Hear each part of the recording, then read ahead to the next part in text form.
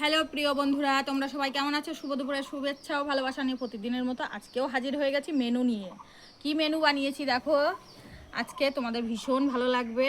একদম ঘরোয়া গ্রাম্য মেনু আর একদম চটজলদি বানিয়েছি বন্ধুরা। এখানে আছে দই পটল মশলা। এটা কিন্তু দই পটল না, শুধু এটা দই পটল মশলা বানিয়েছি। দেখতে দেখো কতটা লোভনীয় হয়েছে আর গন্ধটাও বেরিয়েছে দারুণ। আর এখানে বানিয়েছি দেখো, যেমন আমরা ঘরোয়াভাবে খাওয়া দাওয়া করি সেইভাবে ডিমের ঝোল বানিয়েছি, হাঁসের ডিম। তা তোমাদেরকে একটু দেখাই, ঘরোয়া ঝোল বানিয়েছি আলু দিয়ে। এই যে দেখো, আলুগুলো পুরো খাসির তেলের মতো দেখতে লাগছে। দেখো, এই যে দেখেছো, দেখো গরম গরম। দেখো বন্ধুরা, তোমাদের সামনে পরিবেশন করে ফেলেছি দুপুরের মেনুগুলো। দেখো, অতি সাধারণ মেনু, গ্রাম্য পদ্ধতিতে বানানো, ঘরোয়াভাবে, ঘরোয়া স্টাইলে, ঘরের মশলা দিয়ে বানানো। এখানে আছে ভাত, কাঁচা লঙ্কা, এখানে আছে দই পটল মশলা, এখানে আছে পাতলা ডিমের ঝোল হাঁসের ডিমের আলু দিয়ে। খাই তাহলে।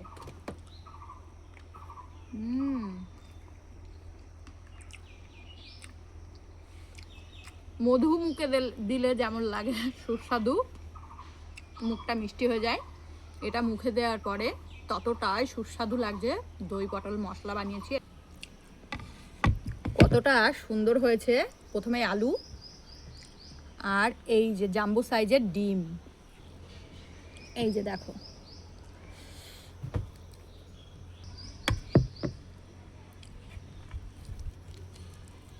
আলু দিয়ে